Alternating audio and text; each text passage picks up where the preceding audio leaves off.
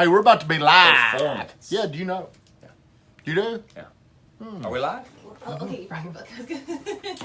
Yeah. Yeah, man. Somebody, what was something famous happened this week, right? My birthday. Yeah, or last week? Yesterday. Yesterday. Yesterday. It's been yesterday since we talked. Wow. Yeah. Wow. Yeah, man, it was my birthday. Got a lot of wishes, a lot of... Austin, what's up, buddy? How are you, man? Austin, do you work out? Are you a workout guy? It's Dupin somehow on here. Blake Duncan, I know you want to talk about this. Gingerbread, yes, what's up? Do you know Ginger Steg? You know, we met for the first time at, what's this, Mission Barbecue. Like Did 3 you go up weeks and ago. say, hey, I'm time for energy? No. Hey, I'm Gingerbread. She came up and said, hey, Tim, you don't know me, but I know you. I'm Ginger, but you need to know me. And if Did you she ever really? have a house to sell, no, I'm so- she said Damn. she had this she just had this like vibe about Yeah, her. I was she like, does. come sit down. Yeah. So she sat down with us, man, and it was Ginger. Good to see you this morning.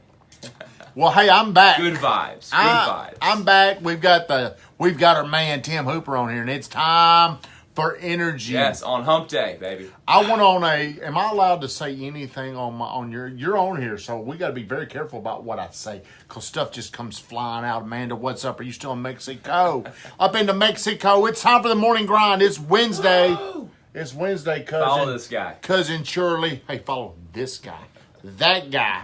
Okay, I went down to Florida, and when I go to Florida, I go down there with good intentions. I brought my workout clothes, I brought my shoes, and I brought my appetite for alcohol, for food, and for laziness. And I got back into the gym yesterday, Tim. We drove back Monday in 6 hours and 34 minutes. Got back into town, went to the gym yesterday. I didn't have it. I was breathing heavy. I felt like a real fat kid. I mean, that's how I felt. I mean, I was really struggling. So today, I was back in there, and I noticed once again, I just didn't have it. I've got a back problem. Jeremy Bills, my chiropractor, he's like, hey, dude, you got a pinched nerve. That's what's going on with you. So whenever I aggravate that back, I go down. So here's what I want to know. Is it my physical shape that I'm in, or is it my mind right now, Tim Hooper? Tell me what's wrong with me. Well, first, nothing's wrong with you. Exactly. Nothing's wrong with you. Nothing's wrong. That was a trick question, Tim. That was a It was. trick question. It was. Nothing's wrong with you. So right there, you got to get that verbiage. You know, I had to do that. I talk about that in the book. You have to get that sort of verbiage. Yeah, nothing's wrong with you. Nothing's wrong with me. You're a valuable creation. Mm-hmm. So a lot of us spend our lives trying to change something about us that all along it's not even an issue, but society told us it was an issue. So yes, okay, so it's both. It's both. If you have a pinched nerve, Yep. you should take care of that. Yep. But you got to take care of it the right way. You can mentally, you can tough it out, right? You can mentally. I know, Especially people, when you're tough like me. yeah, man. Especially when you're tough like you. The morning grind, you grind it out with GTT. But you can grind it out, yes, and you can hurt yourself. You need to know your body has pain for a reason, and so you need to know how to listen to your body. I know, when I'm running now, there's a good pain and a bad pain. Yeah, good pain is when your coach is saying, "Give me 5 more," and you're just shaking it out. You're like, "I can't do it." Well, you want to grind through that. That's good pain. That's called growth pain.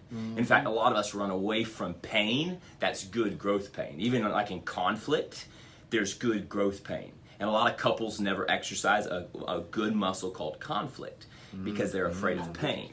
So pain's good, but you have to be able to decipher between good and bad. So when you're going through the good pain, then that's where you want to go to mindset and say, how's my mindset? When you're going through when there's actual pain, you need to stop and say, who do I need to go see? And who was your chiropractor again? Jeremy Bills, but let's say, hey, Belinda Andrews said, hey, Tim, we got to give our love to our people. Hey, Belinda.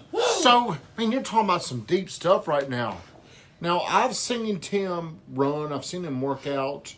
And you really push yourself.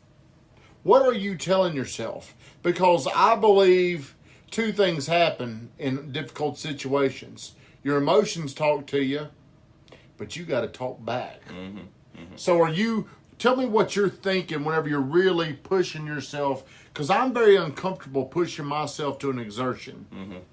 So, again, decipher between the pains. Is this in the book? That's in the book. Yes, it is. It's in the book. So, got energy. Hey, I actually brought your tribe a discount today. So let's make sure we give that away before. Ooh, share the stream. I like how we call your audience the tribe. The tribe. I like that. Yeah. Share my stream. Share our stream, Share. and we'll come back and you'll get a book. In fact, I'll throw in a lunch. Somebody needs to win this one. So maybe the first person to share the stream. I just shared that.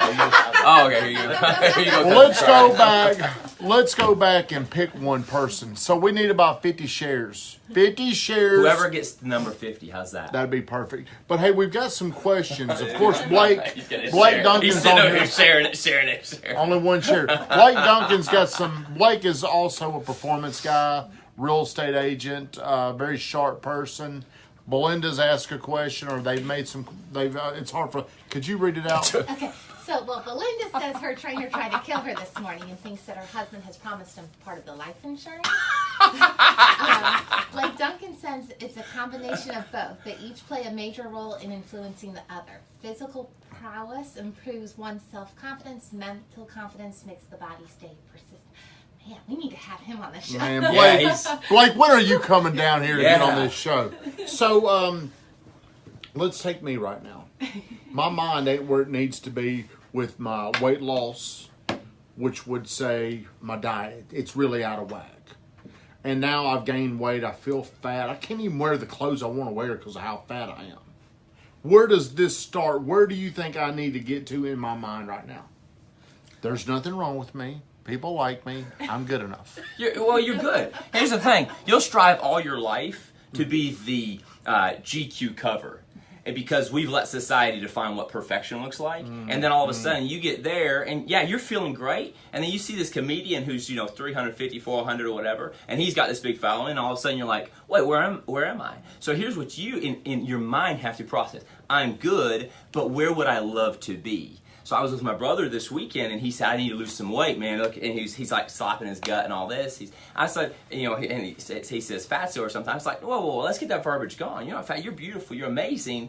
But what's optimal for you? So if we're striving for something because of a level of perfection somebody's told us we need to be, then that's the wrong kind of striving. I want you to strive because it's yours. You know what I'm saying? Like it's firing you up. So here's what you got to get to in your mind. I'm good, but where would I like to be? Where would my optimal energy be? Like what would maximize when you run? I'm sure a little bit of weight off of you would make running easier, and then maybe that nerve wouldn't be pinched. So it's like go. Get this checked. Tim, are you calling me fat? No, not at all. What's optimal? Did you hear him call What's me fat? optimal? He called me fat, didn't he? What's optimal? I think optimal for oblongata for me, optimal for me would be losing 30 pounds. So what are you okay with sharing what weight number that is? You're pretty. I'm probably close to 230 now. I need to be under 200 pounds. 200 pounds. I hope Brittany doesn't see this because I've gotten to where I'm lying to Brittany about my weight. So here's what you write down. Here's what you write down. Everybody get your pen. Get ready. What's your optimal weight? Okay, you write down 198 sexy. And you post that above your screen. You put that on your mirror at home, and you look at yourself with so much passion, so much vibrancy, and imagine the person that is. And you say, 198 sexy. And that's your battle cry. Now you charge into the gym. Yes. Now you charge. And see, now you're thinking, Brittany, you're thinking, man, that shirt I like to wear, that Hawaiian shirt. Brittany, man, I look good on the beach. Whatever it is, like these are your reasons, okay? And then it doesn't matter who's skinny, who's not, you're not comparing anymore. You're doing it for you because you mapped out that thing about 198 sexy. That was called your vision. Now you're living in your vision of who you can be. I see you on here, Chad. What's up, buddy? I know you called me yesterday. I am gonna call you back. Sorry. Now you've already got me going to a different direction because you mentioned a specific weight that you've got to focus on. Why do you believe goals, and I kind of know this, it's hard to articulate it, But do you believe goals need to be extremely specific? Yes. And why? And why?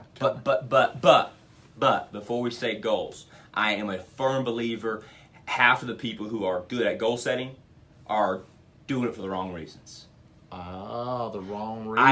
I have coached companies, I've coached teams, they write down the perfect goal. I mean, it's SMART. It's all the acronyms. You can Google SMART, right? Specific, measurable, attainable, realistic, time-bound. But it was never theirs to begin with. So I say before you ever have a goal, you must have a vision. So you wrote down 198 sexy. That's your vision. Now you say, what does this look like for me? 3 times in the gym with Rod, 2 runs whatever it is. What does that specifically look like for you? Because here's what a lot of us have not done. We've not sat with ourselves, with our mind, with our own mind, and asked ourselves why we're doing something. We are doing it because somebody else was successful at this. We're doing it because they made 50 calls every day. We're doing it because, and that's what they said from stage. Whether it was true or not is a whole other story, but they motivated us, and so we're using all this external motivation. Instead of sitting down and saying, what is important to me? Now, how do I get there?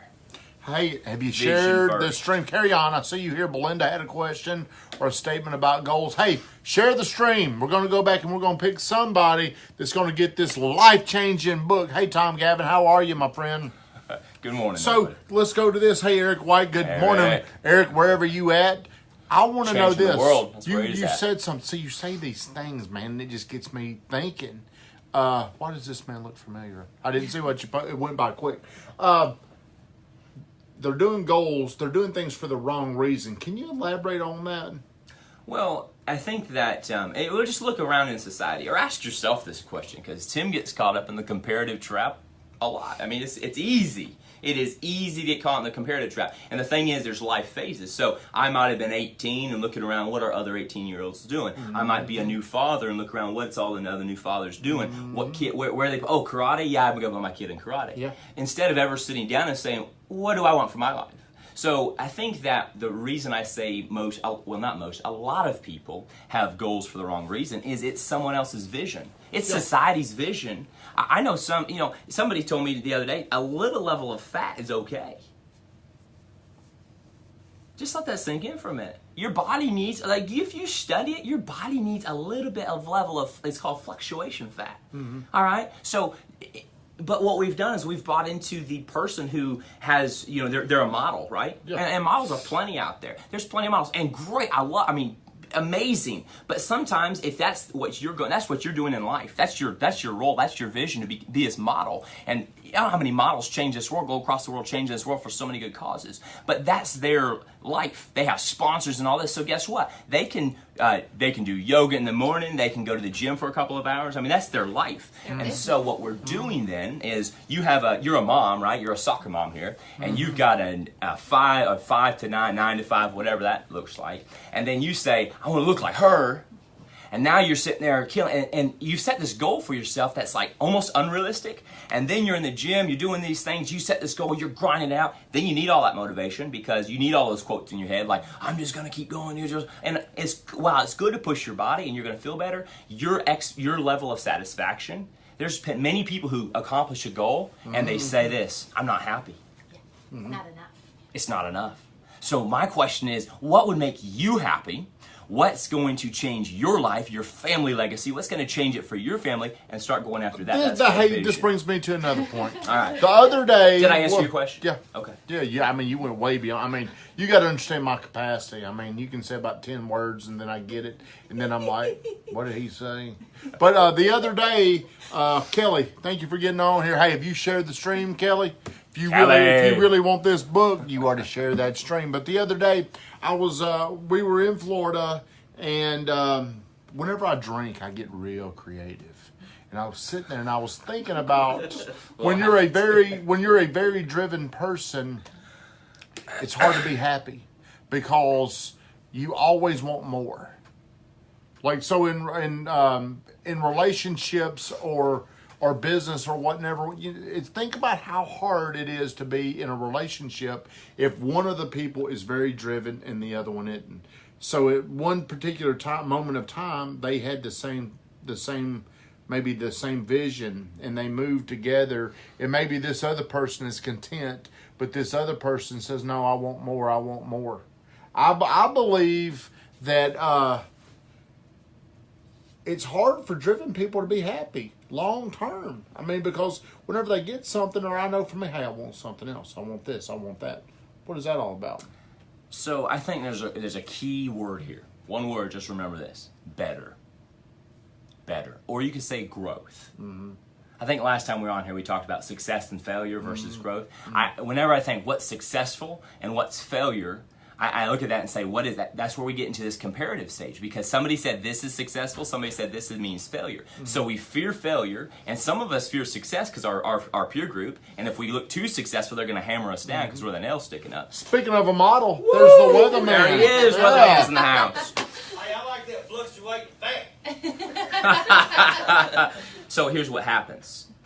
When we're looking for what model we're afraid of or we want, there's where we got to go into our mindset and change it. What you got to ask yourself is, what makes me better? If I'm a great real estate agent, what is going to make me a better real estate agent? And go after that. Be you and continually grow. See, I think driven people are not bad. And I know a lot of happy driven people. But driven people have to, at the end of the day, say, I grew today. I grew in my vision today. And when you do that, you're happy. You could be the most goal-oriented, driven person and happy, because at the end of the day, you put it all in, and you did it for you, and then you got done and you said, good day's work, I'm going to enjoy the fruit of my labor. You sit back, and I know some of the most driven people, they are on, they're focused, and then they get off the clock, they go home, and I coach these guys, I coach executives, and I said, when you're home with your family, plug into them. And when we're turning off our phones, I've got several guys on just this thing. We're turning off our phones when we're in there with our kids. They're our most valuable possession. So we're sitting there with our kids and we're happy. We're content. Why? Because we're driven and we keep each other motivated in our vision. But then when we get home, it's like, I grew today. I moved. I made progress today. And when you're that kind of energy, now you know you're flowing in the right direction. Because competitive, remember we talked about competitive and comparative? That's being driven to prove somebody wrong or whatever. So, yeah, I think better is the word. So, hey, we're better. talking with my buddy Tim here, and we're getting our energy on. That's right. I'm borrowing some of his energy this morning. How important, I could talk to this dude all day. We ain't doing nothing. Phenomenal. You're phenomenal. I want to know the importance. I'm picking up on something that you keep going back to, is telling yourself positive things. Because I'm not always positive. I'd like to walk around and say, hey, I'm Mr. Positive, but Cousin Charlie might call me, and it might be something he thinks is good, and I might immediately tell him, man, that sucks. I don't say it like that, but Tim, I need it. Hey, you have influenced Kelly. Now, yes. Hey, let's tell Kelly, how Thank did you. she follow all your stuff? I mean, do you put out a newsletter or something every day? Time for Energy. Facebook page, Time for Energy. Time for Energy. Get on Time for Energy. But, Weatherman gets on me all the time about, hey, I just kind of go negative. I don't know if I'm motivated by negative. I don't know what it is, but I'll go negative on you, won't I, Cousin Charlie? You will. So how can I change that? So, first, why? Why do you go negative? So, many of us, I believe, and this may be your model. I don't even know your background, Tommy, so maybe you share some of that. And I'm sure you have on here. You shared some. I'm an open straight book. from the gut. Straight from the gut, you shared some. So, but a lot of us, we grew up in like a negative environment. We grew up in you're this horrible kid. Why is your room a mess? You're a slob. You're a klutz. Whatever it was. And so we were motivated all of our life to be better because we weren't good enough. And so we enter into our adulthood with this programming, and it's emotional programming. And so we live in guilt. We live in shame. We live in all these toxic emotional generations that are going on in our brain. These pistons are firing, and we're doing a lot of stuff because we feel guilty not to. Instead of realizing, wait a minute. I mean, just put your hand on your heart. Just put your hand on your heart for a minute. Look at that. Blood pumping through your body. Take a big deep breath. You just oxygenate your whole body. I mean, you're a miracle walking around. You're a miracle walking around. And you know what? We have to be able to look at ourselves and say, I'm here for a reason. I've got divine purpose. Like I can touch somebody in a way no other person can. Right now, there's a client that you're gonna call, and your voice on the phone, just the demeanor you get on the phone, you don't never know what they're going through. You may save someone's life. They're going to say, damn, it's about time you called me. You've been avoiding my call for 4 days. About time. No, I agree. But once you're there, so a lot of us, we go negative because we feel like in a negative state we'll get something done. It's like pants on fire. I'm about to lose the house. That's the quote. I'm gonna be broke. Yeah. And we wait, and then once we get a good enough amount of money or good fat commissions checks, I coach sales teams. The big fat commissions check comes in. What do we feel like? Oh, vacation time. Instead of realizing, no, that had nothing to do with it. Now, where's my vision? My vision was 50 calls a day. My vision was 10 calls a day, whatever it is. I'm going to keep doing my vision. Man, you've moved on so fast. You got to dumb it down. What was that you said? I go negative because I want something to get done. Yeah, but that's why you know. negative You state, we know feel like that we can negative get- state, right? Is that what we feel like we can get more stuff done? When we are in the negative state, we feel like we can get more stuff done. Yeah, that's why you get mad. You go home and your family, maybe your kid's a sloth. You say, you sloth, da da da, and I want to clean this house. And, rah, rah, rah, rah, and 2 hours later, the house is clean. So whenever Cousin Charlie or Weatherman or somebody comes to me and they say something and I go negative, really I'm wanting them to get it done. When you're around a negative person, you can always remember they're probably going into a negative state because they want something to happen. And it's not a bad state. No emotion is bad. It's called an anger emotion. It's actually it's the emotion of anger. Am I angry? Am I an angry dude? I think you actually are trying to push us to get more, like you're on the right wavelength, but go deeper. But yes. It doesn't come out that way. How does it come out? How does it come out? You suck. Hey, Charlie, you suck. Hey, Hunter McDonald did have a question. Make sure we go back to him. So let me wrap. Did you have a question? Well, I was going to say, I think fear is a motivator. Fear is a motivator. And so what Tommy's doing is he's using it to motivate us. So many people have grown up, like you said, in bad situations or things. Yep. They're using that as the motivation. And that's really what's driving them. I talk trash to myself when I'll throw an idea at Tommy, and I'm like, he thinks that's horrible. Well, then I'm using it to motivate myself to actually succeed. Do I tell you it's horrible, or what do I say? Tom Gavin said something too. It's post time here, so you got to do everything. I got to multitask. I'm sorry, they're more important than y'all. I'm kidding, just a joke. He Tom, thinks I'm horrible. no, hold on, Tom. Well, I don't want to forget these people ahead. take time to Yeah, watch it. yeah, So what did absolutely, Tom say? absolutely. It's post time here at Tom Gavin's house. I'm off to bust open my.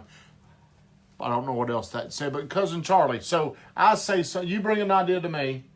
I say something that could be deflating or negative, Right. negative connotation, and then that motivates you. Right. I'll tell myself so many times, someone said I couldn't do it. Or, and it's mental for me if someone telling me I can't do something that's actually motivating me to go out and do something. Sure. So that state is it's good. Okay, so fear drives us. Absolutely. Fear is a great motivator. Fear is a powerful motivator. In fact, it is in our very core when we're born. Fear, right? We cry because we're hungry. It's the survival mechanism. But that will never bring us into our what I call highest drives. That'll only leave us in our baser drives. Yeah, me being fearful probably holds me. The moment I step into a fearful emotion, it automatically holds me back. I need to get out of that. So so fear's going to drive you only to a certain point. It limits me Till you're comfortable. When the boss leaves, That's right. When the That's fearful right. boss, when the fear projecting boss leaves, the cat's away. The mice play. I don't project fear onto them. I'm I not do saying to play. myself. That's On myself. Like whenever a big opportunity comes up, fear gets in, I kind of shut down a little bit. Oh, I can't do that. I'm not that awesome. I'm not that. That's where fear limits me. I don't project fear onto y'all, do I? Because I try to encourage y'all. Do I encourage y'all? Kind of. I think for me, the negative doesn't work.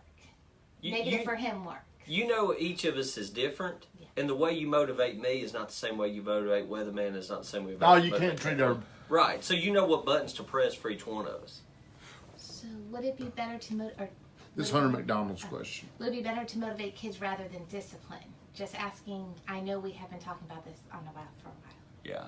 So I have 4 little kids. So you go with this question. I'm gonna jump in here. I love it. So I have 4 kids. So I grew up very, very, very, very disciplined. I talk about it in my book. A lot of dad wounds, so from my past. But not just that. It was more. There was some toxicity there, and then the family. When it broke apart, I came out 18 years old, very, very little confidence in all this stuff. So again, very fear driven. A boss would get on my back about something. This, I look over here, compare. I run. I was driven. I know all about that negative energy. Okay, you're flowing in the wrong direction. You're flowing in the wrong direction. What you want with your kids, and this is with people too. You want to get them to imagine what this good behavior looks like. But you want, and one psychologist told me, he said, Tim, you need to separate who they are from what they do. That a lot of us say, you bad kid. They're not a bad kid. They're not a bad kid. God didn't make any junk. So you're not a bad kid, but this behavior over here, it's not what good kids do. So I always sit my kid down and I say, hey, Ethan, you're a good boy. You know, punching your brother Jeremy, that's not what good kids do. You're an uplifting, encouraging, you're creative, you're this, and I just affirm his value. I say that behavior over there does not model this beautiful kid that you are. And so he's now living in his vision of who he is. And so discipline will go way down. Training goes up. You want to use training, but discipline goes way down when you can get them to imagine what their beauty in this world can create. And then what's happening is, see, if you come in here and paint, could you imagine, hey, Cousin Charlie, could you imagine if we don't use that word much anymore. When we were kids, we imagined all the time. We thought about a fort and we were like, by golly, I'm going to go make a fort. We go out and run in the backyard and we build a fort. I mean, nothing stopped us, right? So what is that? So what's limiting us? And you think about that. Fear will drive you to a certain point, but freedom and vision and love will drive you far beyond. That's really where excellence happens. Not winning, excellence, better, growth. That's where you can get along and do things together. When you realize you see another spirit across town, they're like, oh, they're a growth mindset. I'm going to collaborate with them. We're going to move this ball together. Instead of feeling like, oh, they're winning. I got to do something different so I can be like them. Does that make sense? So I think that sometimes we feel like, man, I can't. And then when you're fearful, sometimes you can't praise your people. I know, employers who have a hard time praising their people. They think, oh, my people are going to become complacent if I praise them too much. I haven't seen a case where that worked before. But we fear praising too much. Fear has all these calculators. Yeah. Imagine. Freedom and vision and love will drive you farther than living in fear and competition. Oh, that was tweetable. Look at that. I'm going to put my name on it. That's GTT gets that one. He inspired that one this morning. So one of the things at our retreat, Bradley, my new best friend, one of the things he talked about was he told people, don't be competitive with others. Be creative with yourself. Woo! Yes. Imagine. Creative. Yeah. Yes. That means you guys. Does that mean you got to keep sipping so you get Stop creative? competing with others and create something with yourself. Something That's good. bigger. Yeah. That's good. I can say I said that. I think. Imagine what you can become. I probably changed one word up. That's right. Imagine, but for so many of us, because of our past, I mean, I'm very open about my very, very mediocre past. A lot of things didn't start changing in my life until I brought better people into my life. Like a core group like we have right here. I can only do so much. Yeah. But together, we can do a lot more. So I feel like whenever you're saying create the best person that you can, I think we immediately think of, well, if I can just get a little bit better. But we really need to tell ourselves we can get like 10 times better. Yeah. So here's where you start. What would I love doing at the end of my life? What do I want people to remember? What do I want people to think? What experience did I bring? How did I make this world a better place? What kind of father? And it's not just what did I do? It's what kind of. So if you're an employee out there, what kind of mortgage lender was I? What did people experience when they called me on the phone? See, now we're talking about things of your being. My voice was connective. I cared. I was a caring. And so this stuff you put down, and now all the doing is leveraged by that being. So if you say, I'm an encouraging, I'm a loving leader, I'm a creative leader every morning, I am a creative leader, wrapping my arms around Kathleen in love. You know what I'm saying? Yeah. You know what I'm saying? You spell out this vision of being first. Remember we talked about being first? Yep. This vision of being, and then you put that into all of your goals of doing. You are onto something, because here's what's going to happen. Your love and your freedom is going to drive you. It's going to drive you. Hey, I think we're going over. All right. But I do want to put one more plug out for our boy right here. Kathleen's going to put a discount code just for Tommy's tribe here. Hey, the It's tribe. called Energizer Tribe. When you go online and order this book, use Energizer Tribe and you get a discount. Because this guy had a birthday this week. I turned 38 or something. But hey, we are going to give away one if you share this. Please make sure you Yes. share this, because if what you have found is valuable, what he's saying, he is giving this away. He is flowing positive, knowledgeable energy towards you. Now, if you want to stay energized, what you do is you don't stop there. You share the love. You share the stream. Abundance. Yeah, create more abundance. So if you take this, if this has helped you and you don't pass it on to other people, what you're doing is you're not really partaking in the energy. It stopped with you. Push it out. So we're going to get off here. Everybody, have a great Wednesday. Thank you so much. I really appreciate everybody getting on here and playing along. Have a great day. Thank you. Hey, thank y'all. Thank you for participating, Cousin Charlie. Cousin Kathleen. Hey, good time, Charlie. Kathleen, the machine. Jump See you, up kids. on hump day and jump off of it. Woo!